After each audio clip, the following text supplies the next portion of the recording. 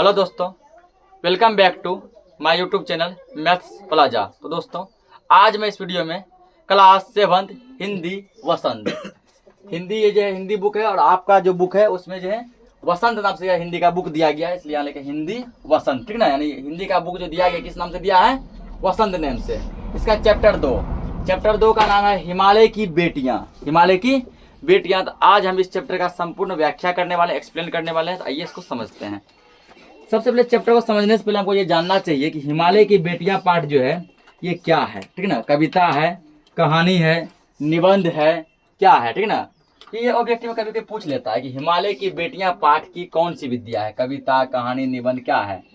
आप लोग को पता होना चाहिए कि यह पाठ एक निबंध है। यह पाठ क्या है? निबंध है। उसका और पूछता है कि इस पाठ के लेखक कौन है। लेखक का भी नाम कभी ऐसा देखा गया कि लेखक का नाम पूछता है कि हिमालय की बेटियां पाठ के लेखक कौन है। तो याद रखिएगा, इसका लेखक है नागार्जुन। कौन है? नागार्जुन जी क्या इसके लेखक है और यह पाठ क्या एक निबंध है।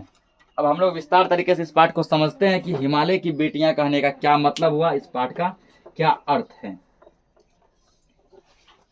तो दिया है कि अभी तक मैंने उन्हें दूर से देखा था। लेखक कहते हैं, ठीक ना, अभी तक मैंने उन्हें दूर से देखा था।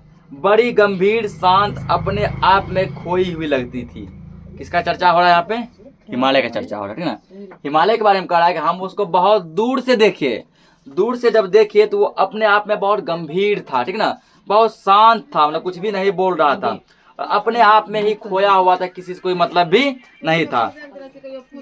संभ्रांत महिला की भांति वे प्रतीत होती थी। मतलब जैसे एक कोई महिला जो शांत महिला होती है, किसी लड़ाई झगड़ा कुछ नहीं करती, लगता है महिला को एकदम जो है ना, एकदम सा लगता है कि गूंगी है, ठीक ना, कुछ उसी टाइप का कैसा कैसा होता है, प्रतीत होता है। उनके प्रति मेरे दिल में आदर और श्रद्धा के भाव थे। किसके प्रति? तो पर्वत का चर्चा हो रहा है, पहाड़ का चर्चा हो रहा है, हिमालय का चर्चा हो रहा है, ठीक ना। बोला हिमालय के प्रति मेरे मन में आदर का भावना था। क्या था? आदर का भावना था। एक ऐसा भाव था जिसमें हम केवल श्रद्धा थी, ठीक ना। माँ और दादी, मौसी और मामी की गोद की तरह उनकी धारा में डुबकियां लगाया करता था। कहता है कि जैसे देखो, माँ और दादी के गोद में हम लोग क्या करते हैं, अपना बचपन गुजारते हैं, ठीक ना। मौसी और मामी के गोदी में भी हम अपना क्या करते हैं, बचपन गुजारते हैं। उसी प्रकार क्या होता है, कोई भी पर्वत या पहाड़ हो, चाहे हिमालय का पर्वत हो, माउंट एवरेस्ट हो, ठीक ना, कोई बड़ा से बड़ा पर्वत पहाड़ हो, वो पर्वत देखो ऐसे जैसे रहता है ना, उसके बीच से क्या बहती है? नदी बहती है। क्या बहती है? नदी की धारा बहती है। पिक्चर से में तुम लोग देखा होगा, ठीक ना। जैसे मान लो ये पर्वत है, या बीच में क्या बहता है? नदी बहता है ना। तो वही क्या कहता है, जिस तरह की ये माँ दादी बीच में गोद में हो गया ना, इसका मम्मी दादी या फिर जो है मौसी मामी के गोद से कल्पना किया गया है, डुबकियां लगाया। परंतु इस बार जब मैं हिमालय के कंधे पर चढ़ा तो वे कुछ और रूप में सामने थी, ठीक ना। लेखक कहते हैं कि जब इस बार हम हिमालय कंधे पर चढ़े तो ये पहले जैसा अनुभव नहीं दे रहा था, पहले जैसा फीलिंग नहीं दे रहा था, वो कुछ और रूप में सामने था। मैं हैरान था कि यही दुबली पतली गंगा, यही यमुना, यही सतलज समतल मैदानों में उतरकर विशाल कैसे हो जाती है। हिमालय से 3-4 नदियां निकलती है। गंगा नदी कहाँ से निकलती है? हिमालय से। यमुना नदी कहाँ से निकलती है? हिमालय से। सतलज नदी कहाँ से निकलती है? हिमालय से। वही लेखक सोचते हैं यहाँ से इतना पतली नदी निकलती है, इतना छोटा, जैसे एक ऐसे हो गया पर्वत, एक ऐसे हो गया, यहाँ से पतली नदी की धारा निकलती है और यही जब आगे बढ़कर इतना विशाल रूप कैसे बन जाता है। देखो धरती पर जो है हिमालय, इसका जो है गंगा कितना विशाल नदी है ना, यमुना नदी कितना विशाल है। वही लेखक सोचते हैं यहाँ से इतना पतली धारा निकल रही है, ये पहाड़ हुआ, इधर पहाड़ हुआ, यहाँ से क्या निकल रही है? बहुत पतली धारा निकल रही है। यही पतली धारा बहुत विशाल विकराल रूप कैसे ले लेती है, ठीक ना। ये लेखक क्या कर सोचने पे मजबूर हो गए हैं। इनका उछलना और कूदना, खिलखिला कर लगातार हंसते जाना, इनकी यह भाव भंगी, इनका यह उल्लास कहाँ गायब हो जाता मैदान में जाकर। जो नदी यहाँ खिलखिला कर हंसती हुई निकल रही है, हंसती मतलब इधर दांत निकाल कर हंसेगी, ठीक ना, ऐसा प्रतीत हो रहा है कि नदी उछल रही है। क्योंकि नदी जब पानी आएगा शांत तो नहीं रहेगा, अप डाउन होता है ना। कभी मतलब पानी तेज गति से आया था, ऐसे ऊपर जाएगा फिर नीचे ना, तो चलते चलते नहीं उछलता है पानी। कभी पानी धीरे धीरे आया प्लेन आएगा। तो यही पानी जो कि अभी उछलती कूदती हुई मैदान पर आती है, लगता है जैसे हंस कर खिलखिला कर ये हंसती है, ठीक ना। उसके बाद इसके मन में एक हर्षोल्लास मतलब खुशी का माहौल है। यही पानी जब नदी यहाँ पे मैदान पर आती है, ठीक है, मैदान पर आती है, जितना विकराल रूप कैसे हो जाता है। कभी देखो बाढ़ सब आता है, कितना भयंकर रूप हो जाता है ना। आखिर कैसे? किसी लड़की को जब मैं देखता हूँ, किसी कली पर जब मेरा ध्यान अटक जाता है, तब भी इतना कौतूहल और विस्मय नहीं होता जितना कि इन बेटियों की बाल लीला देखकर। तो किसी लड़की को देखते हैं, किसी कली को देखते हैं। कली का मतलब क्या होता है? फूल। वह फूल जो खिला नहीं है, जो फूल खिला नहीं है। तो जब वो कली खिलता है उसको क्या कहते हैं? फूल कहते हैं। जब वो नहीं खिलता तो उसको क्या कहते हैं? कली कहते हैं। अगर उसको देखकर भी मैं इतना आश्चर्य में नहीं होता, आश्चर्य मतलब विस्मय नहीं होता हूँ जितना कि मैं इन बेटियों को देखकर आश्चर्य में हो गया हूँ। आगे कहा इसमें, कहाँ ये भागी जा रही है, वह कौन लक्ष्य है जिसने इन्हें बेचैन कर रखा है। यानी ये नदी के बारे में कह रहे हैं लेखक, ये कहाँ भागी जा रही है, कहाँ भागी जा रही है, ऐसा कौन सा लक्ष्य है जिन्होंने क्या किया, इसको बेचैन कर दिया। क्या कर दिया है? बेचैन कर दिया है। फिर इसमें कह रहा है, अपने महान पिता का विराट प्रेम पाकर भी अगर इनका हृदय अतृप्त ही है तो वह कौन होगा जो इनकी प्यास मिटा सकेगा। पिता यहाँ पे कहा गया किसको? तो माने चलो यहाँ पे पर्वत को पिता कहा गया है, यानी हिमालय को क्या कहा गया है? पिता कहा गया है। और उससे जो नदियाँ बह रही है, ठीक ना, जैसे गंगा नदी, यमुना नदी, सतलज नदी, उसको क्या कहा गया है? उसका बेटी कहा गया। और जो अपने पिता का इतना बढ़िया प्रेम पाकर भी जिसका हृदय अतृप्त नहीं हुआ, तो पता नहीं उसकी प्यास को कौन मिटा पाएगा, उसकी प्यास को कौन मिटा पाएगा। बर्फ जली नंगी पहाड़ियाँ, छोटे छोटे पौधों से भरी घाटियाँ, बंधुर अत्यधिक काएँ, सरसब्ज उपती, ऐसा है इनका लीला निकेतन, ठीक ना। ऐसा तुमको देखने को मिलेगा जैसे कि बर्फ जली नंगी पहाड़ियाँ, छोटे छोटे पौधों से भरी घाटियाँ, ठीक ना। ऐसा अगर जो घाटी है वो लगेगा कि छोटे छोटे पौधों से भरे पड़े हैं। क्या है? छोटे छोटे पौधों से भरे पड़े हैं। खेलते खेलते जब ये जरा दूर निकल जाती है तो देवदार, चीड़, सरो, चिनार, सफेदा, कैल के जंगल में पहुंचकर शायद इन्हें बीती बातें याद दिलाने का मौका मिल जाता होगा। खेलते खेलते मतलब जब नदी बहते बहते जब थोड़ा आगे निकल जाती है तो किसी जंगल में जाकर देवदार पेड़, चीड़ पेड़, पेड़ का नाम है, ठीक ना, उसके बाद चिनार, सफेदा, कैल, इन सब के पेड़ों को उसकी बीती बातें याद दिलाती है। मतलब उसके जड़ में जाके जाती होगी, ठीक ना, जड़ में जाके उसको पेड़ को याद दिलाती होगी, देखो हम वही नदी है, वही गंगा है जो पिछले साल भी तुम्हारे पास क्या किए थे, आए थे, या कुछ दिन पहले भी आए थे। मौका मिल जाता होगा। कौन जाने बुढ़ा हिमालय अपनी इन नटखट बेटियों के लिए कितना सिर धुनता होगा। यहाँ पर लेखक जो हिमालय को क्या कहते हैं? बुढ़ा कहते हैं। हिमालय क्या बोले हैं? बुढ़ा बोले, ठीक ना, क्योंकि उसके पिताजी हैं। तो क्या बोले कि पता नहीं कौन जाने कि बुढ़ा हिमालय जो है, ठीक ना, बुढ़ा हिमालय जो है अपनी नटखट बेटियों से कितना परेशान होगा और अपना सिर पिटता होगा, हमने किस बेटी को जन्म दे दिया, ठीक ना, कौन सा बेटी हमारे भाग्य में आ गया है।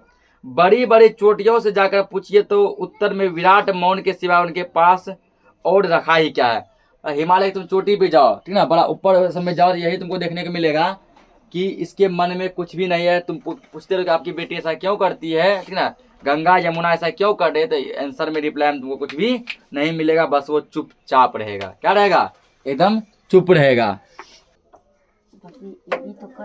फिर देखो, सिंधु और ब्रह्मपुत्र ये दो ऐसे नाम है जिनके सुनते ही रावी, सतलज, व्यास, चनाब, झेलम, काबुल, कपिसा, गंगा, यमुना, सरयू, गंडक, कोसी आदि हिमालय की छोटी बड़ी सभी बेटियां आंखों के सामने नाचने लगती है, ठीक ना। अब ये सिंधु ब्रह्मपुत्र क्या है? सिंधु और ब्रह्मपुत्र ये भी नदी है। सिंधु और ब्रह्मपुत्र भी क्या है? नदी है, ठीक ना। ये ऐसी नदी है जिनका नाम सुन के और सब नदियां क्या करती है, ठीक ना, सभी बेटियां आंखों के सामने नाचने लगती है। इनके आंख के सामने क्या करने लगती है? नाचने लगती है। जितना कभी नाम दिया सब देखो नदी है। जैसे सिंधु क्या है? नदी। ब्रह्मपुत्र क्या है? नदी। यहाँ पूछ सकता है कि 10 नदियों के नाम लिख रहे हो। सिंधु नदी, ब्रह्मपुत्रा नदी, रावी नदी, ठीक ना, सतलुज नदी, व्यास नदी, उसके बाद चनाब नदी, झेलम नदी, काबुल नदी, कपिसा नदी, गंगा नदी, यमुना नदी, सरयू नदी, गंडक नदी, कोसी नदी, इस सब नदी का नाम है, ठीक ना। तुम लोग मुश्किल से 2-3 नदी का नाम जानता होगा, गंगा, यमुना, सरस्वती, ठीक ना। देख लो जितना भी नाम दिया सब किसका नाम है? नदी का। गंगा, यमुना, कृष्णा, कावेरी, ब्रह्मपुत्र, सिंधु, झेलम, गंडक, सरयू, कोसी, सब नदी है। ये उसका दयालु हिमालय के पिघले हुए दिल की एक, वास्तव में सिंधु और ब्रह्मपुत्र स्वयं कुछ नहीं है। सिंधु और ब्रह्मपुत्र अपने आप में कुछ भी नहीं है। सिंधु और ब्रह्मपुत्र अपने आप में क्या है? अपने आप में वो कुछ भी नहीं है, उसका कोई भी अस्तित्व नहीं है। दयालु हिमालय के पिघले हुए दिल की एक एक बूंद ना जाने कब से इकट्ठा होकर इन दो महानदों के रूप में समुद्र की ओर प्रवाहित होती रहती है, ठीक ना। तो हिमालय का जब हिमालय क्या होता है, गर्मी के मौसम में पिघलता है। हिमालय क्या होता है, गर्मी के मौसम में सूर्य का गर्मी पाकर सूर्य की धूप से क्या होता है, पिघलता है।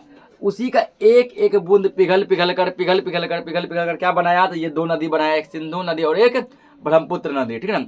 सिंधु नदी और कौन सा नदी, ब्रह्मपुत्र नदी। और ये दोनों नदी क्या होती है, ठीक ना, बूंद बूंद से ये नदी बना, और बनने के बाद ये दोनों नदी क्या होता है, तो समुद्र की ओर जाके प्रवाहित होती है, और समुद्र में जाके नदी क्या होती है, मिल जाती है। कितना सौभाग्यशाली है वह समुद्र जिसे पर्वतराज हिमालय की इन दो बेटियों का हाथ पकड़ने का श्रेय मिला है। मतलब वह क्या, लेखक जो है उन समुद्र को बहुत सौभाग्यशाली कहते हैं, ठीक है ना। उन समुद्र को बहुत सौभाग्यशाली कहते हैं जिसमें सिंधु और ब्रह्मपुत्र नदी जाके मिलती है, ठीक ना। बोले कि यहाँ पे वो नदी कितना, वो समुद्र कितना ज्यादा सौभाग्यशाली होगा, ठीक ना। समुद्र कितना ज्यादा सौभाग्यशाली होगा जिसमें कि यह नदियां, कौन सी नदियां, सिंधु नदी और ब्रह्मपुत्र नदी जाकर मिलती है, ठीक ना। और यहाँ हिमालय को पर्वतराज कहा गया है। हिमालय क्या कहा गया है, पर्वतराज। पूछेगा पर्वतराज किस पर्वत को कहा जाता है, तो हिमालय पर्वत को कहा जाता है। ये सब एक एक पॉइंट याद रखना। जिन्होंने मैदान में ही इन नदियों को देखा होगा उनके ख्याल में शायद ही यह बात आ सके कि बूढ़े हिमालय की गोद में बच्चियां बनकर ये कैसे खेला करती है, ठीक ना। मतलब वह कि जो आदमी कभी भी नदी को पर्वत के पास नहीं देखे होंगे, यानी हिमालय के पास जो आदमी नदी को नहीं देखे होंगे, जो केवल मैदान में बहते हुए नदी को देखे होंगे, जैसे हम लोग ही नदी को कहाँ देखे हैं, मैदान में बहते हुए देखे हैं, तो हम लोग यही सोचेंगे, ठीक ना, कि बूढ़े हिमालय की गोद में ये बच्चियां बनकर कैसे खेला करती होंगी, ठीक ना। ये नदी जब बच्ची होगी कैसे खेला करती होंगी। माँ बाप की गोद में नंग धरंग होकर खेलने वाली इन बालिकाओं का रूप पहाड़ी आदमियों के लिए आकर्षक भले ना हो, लेकिन मुझे तो ऐसा लुभावना प्रतीत हुआ वह रूप की हिमालय को ससुर और समुद्र को उनका दामाद कहने में कुछ भी झिझक नहीं हो, ठीक ना। बोला गया जब ये नदी समुद्र में जाके मिली, जब ये नदी समुद्र में जाके मिली, इतना लेखक को इसका मन भाया, ठीक ना। इतना लेखक जो है क्या हुए, लुभावना हो गए, इतना लेखक जो है खुश हो गए कि क्या कहने लगे, समुद्र को दामाद मानने लगे। समुद्र क्या मानने लगे, दामाद मानने लगे। और जो है नदी का बेटी बाप कौन है, पिताजी हिमालय, तो समुद्र दामाद है तो उसका ससुर कौन होगा, हिमालय होगा। क्योंकि लड़की का पिता ही कौन का होता है, ससुर होता है ना। लड़की का पिता कौन होता है, ससुर होता है ना। यहाँ पे बोला गया कि यदि हम जो हिमालय को ससुर कह दें, समुद्र को दामाद कह दें, तो इसमें कोई भी जो है झिझक नहीं है, आराम से हम कह सकते हैं। कालिदास के विरही यक्ष ने अपने मेघदूत से कहा था, वेत्रवती, वेत्रवती का मतलब है बेतवा, वेत्रवती मतलब बेतवा, वेत्रवती नदी को प्रेम का प्रतिदान देते जाना, तुम्हारी वह प्रेयसी तुम्हें पाकर अवश्य ही प्रसन्न होगी। कालिदास अपने किसी यक्ष में बोले थे कि वेत्रवती नदी को प्रेम का प्रतिदान देते जाना, इससे क्या होगा, तुम्हारी ये प्रेयसी तुम्हें पाकर बहुत ही खुश होगी, बहुत ही क्या होगी, खुश होगी। फिर आगे दिया गया इसमें, यह बात इन चंचल नदियों को देखकर मुझे अचानक याद आ गई और सोचा कि शायद उस महाकवि को भी नदियों का सचेतन रूपक पसंद था, ठीक ना। और जैसे ये नदी को देखे ना, हमको अचानक पुराना बात याद आ गया, पुराना बात लेखक को यह याद आ गया कि कालिदास जो है, ठीक ना, कालिदास इसको वेत्रवती नदी का बोले थे, और बोले थे यदि तुम इसको प्रेम देते जाओगे तो वह तुम्हारे प्रेम में पाकर अवश्य क्या होगी, खुश होगी। इसलिए लेखक क्या कि कालिदास को भी याद किए, ठीक ना। दरअसल जो भी कोई नदियों को पहाड़ी घाटियों और सतलज समतल आंगनों के मैदानों में जुड़ा जुड़ा शक्लों में देखेगा, वह इसी नतीजे पर पहुंचेगा, ठीक ना। जो भी आदमी इसको देखेगा कि दो नदी आपस में जुदा हो रही है, तो मैदान पर देखो, जमीन पे देखो, कहीं भी देखो, यदि ये देखेंगे दो नदी आपस में क्या हो रही है, जुदा हो रही है, तो वो यही सोचेगा जो कि लेखक सोच रहे हैं। काका कालेलकर ने नदियों को लोक माता कहा है। पूछेगा कालेलकर ने नदियों को क्या कहा है, लोक माता। कालेलकर ने नदियों को क्या कहा है, लोक माता।